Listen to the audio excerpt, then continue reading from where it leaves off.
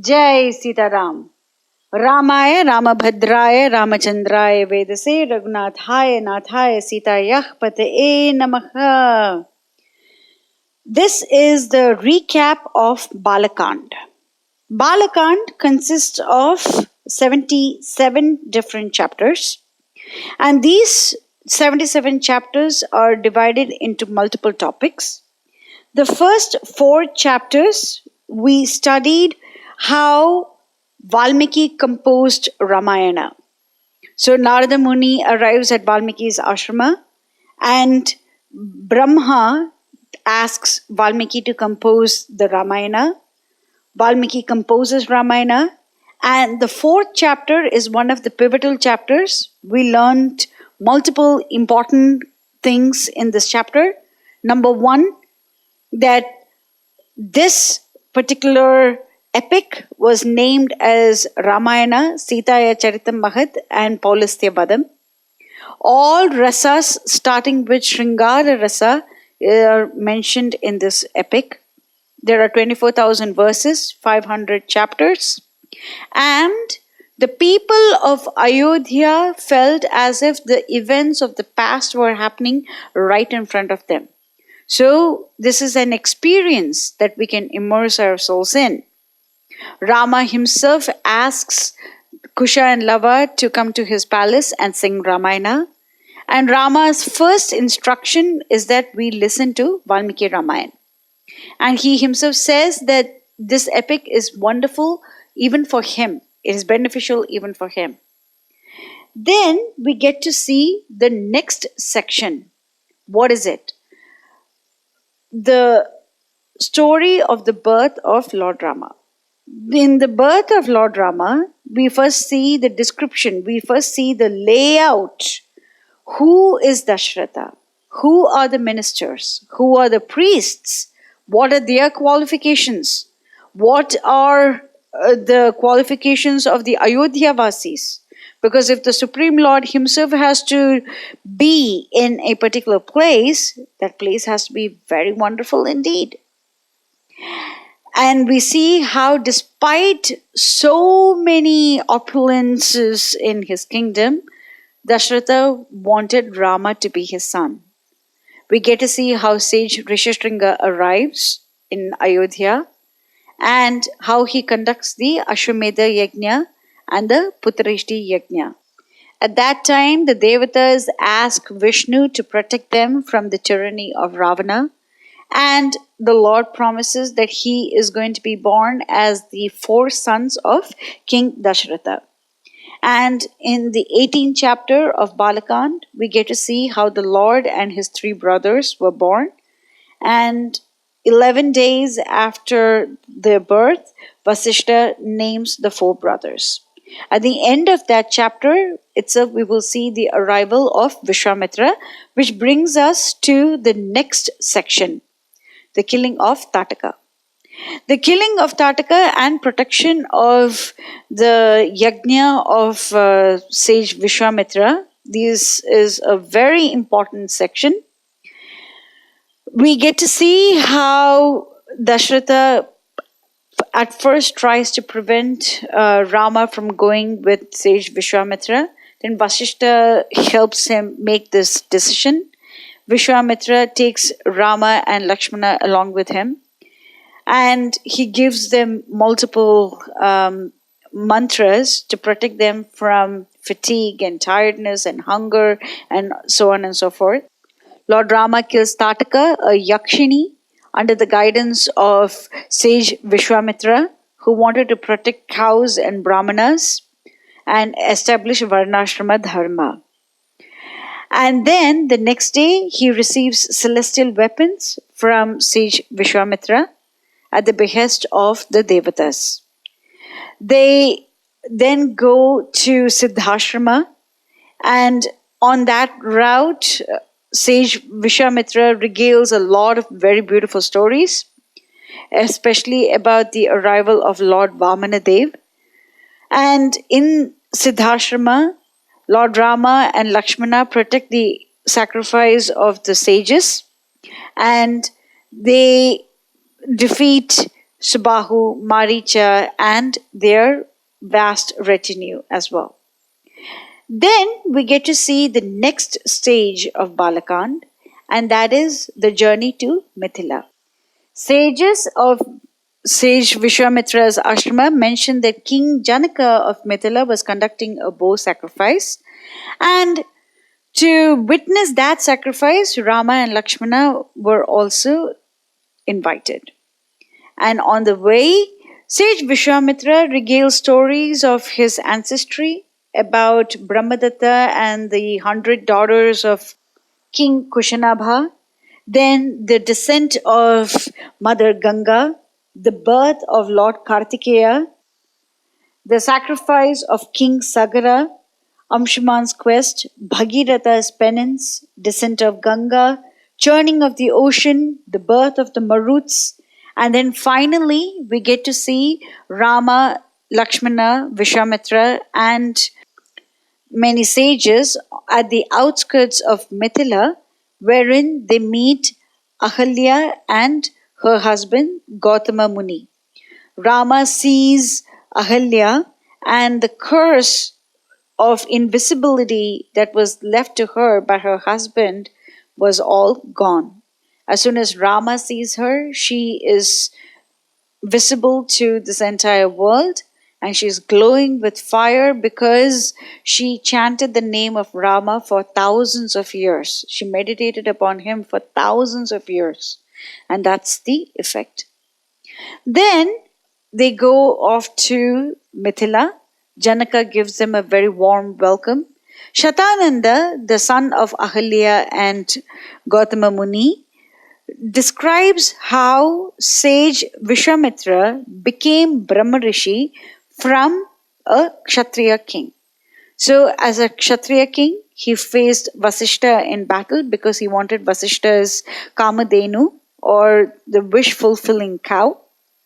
Then he has multiple weapons by his stern tapasya, and then he aspires to become a Brahmana.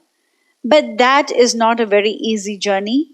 So from a king, from a Raja, he becomes a Rajarishi, and from there he becomes a Rishi, and from a Rishi he becomes a Maharishi, and from a Maharishi he becomes a Brahmarishi.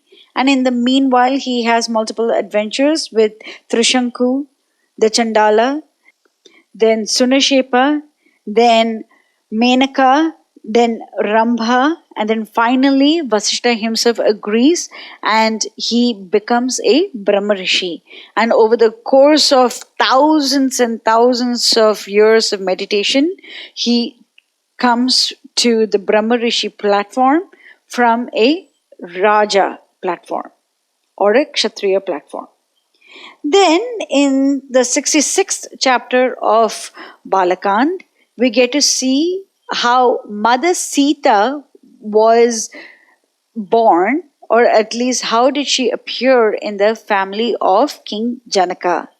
And we also see the declaration of King Janaka, wherein he says that if Rama, the son of Dashratha, is capable of stringing the bow of Lord Shiva, then King Janaka will give his daughter's hand in marriage to Lord Rama. And we get to see Mother Sita's very beautiful names such as Yonija and Vidyashulka. The great bow is brought in the assembly. Rama, at the behest of Vishwamitra and Janaka, playfully lifts it up and he strings the bow. He brings the bow to his ear and he breaks the bow because of that tension. King Janaka is very happy. And we also discussed how in Ayodhya Kand it is mentioned that Rama refused to marry Sita at this time without his father's permission. And therefore, King Janaka sent messengers to Ayodhya to inform King Dashratha of this very joyful union. King Dashratha and his vast retinue arrive after 4 days and they receive a very warm and loving welcome from King Janaka. The marriages of Rama and his 3 brothers are fixed with Sita and her 3 sisters. And on Uttara Falguni Nakshatra of Chaitra Masa, the 4 brothers and the 4 sisters are married off with great pomp and ceremony. And we listen to the immortal words of King Janaka, Iyam Sita Mamasuta Sahadharma Charitava Prati Chachana Badram Te Panim Grahanishva Panina Pativrata Mahabhaga Chaye Iva Anugata Sada. And then we get to see how they returned. During the return, Rama curbs the pride of sage Parashurama, and then they happily arrive at Ayodhya. And within a couple of verses, 12 happy years are described, wherein Rama and Sita's love for each other just keeps on increasing and increasing and increasing. And Valmiki concludes this chapter by stating that Rama and Sita are quite like Vishnu and Mother Lakshmi themselves. Now we will come to the lessons learned. First of all, the tone of Bala Khand is very beautiful. It is very innocent. It is very sweet. We get to understand so many different stories from the Puranas and other ancient histories. All these stories help us in understanding who Lord Rama himself is. They take a roundabout way to teaching us who the Lord is. It teaches us the Lord's supremacy and the Lord's infinite compassion towards his devotees. Over here, we see Rama asking a lot of questions. So we get to learn how exactly are we supposed to ask questions. With great humility and surrender, we are supposed to do that. It's also the state of mind of a young child, always curious to learn something more. We get to learn from the first part of Bala Khand how a disciple is always supposed to serve the Guru. Bharadwaj Muni was a very established Guru himself, and yet he serves his Guru, Sage Valmiki, very beautifully.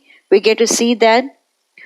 When Visvamitra gives Bala and Atibala mantras to Lord Rama and Lakshmana, it is understood that they can never be tired because first of all they are the Supreme Lord, and yet they accept these mantras. And we also get to see that in Aranyakand or in Kishkindakand or in any of those cantos, even when they pretend to be fatigued, it is just to increase the pleasure of their devotees. We get to learn that. We see how Bala Khand lays the foundation for the various relationships of the Lord. In Bala Khand, the Lord primarily acts as the perfect son and the perfect disciple. So we get to see that the Lord is willing to kill a woman because his Guru is asking him to do so. And the Guru justifies by quoting Shastras and stating that for the protection of cows and Brahmanas, this is absolutely essential. Over the course of the lessons, we even saw how the same story is mentioned in Srimad Bhagavatam. And most importantly, we get to see the relationship of Rama and Sita. And as mentioned in the 4th chapter of Bala Khand, Sringara Rasa is the main underlying rasa of Valmiki Ramayana. The Sringara Rasa is full of love between the husband and wife. And over here it is between Rama and Sita. And this love shines throughout this entire epic. We also learned multiple lessons in each chapter. And now let us prepare what is going to happen in the next canto. The tone of this epic is going to change drastically. And we will learn that in the next section. Mangalam Kushalendraya Mahaniya Gunabdeye Chakravarti Dhanurjaya Sarva Bhaumaya Mangalam. Jai Sita-Ram.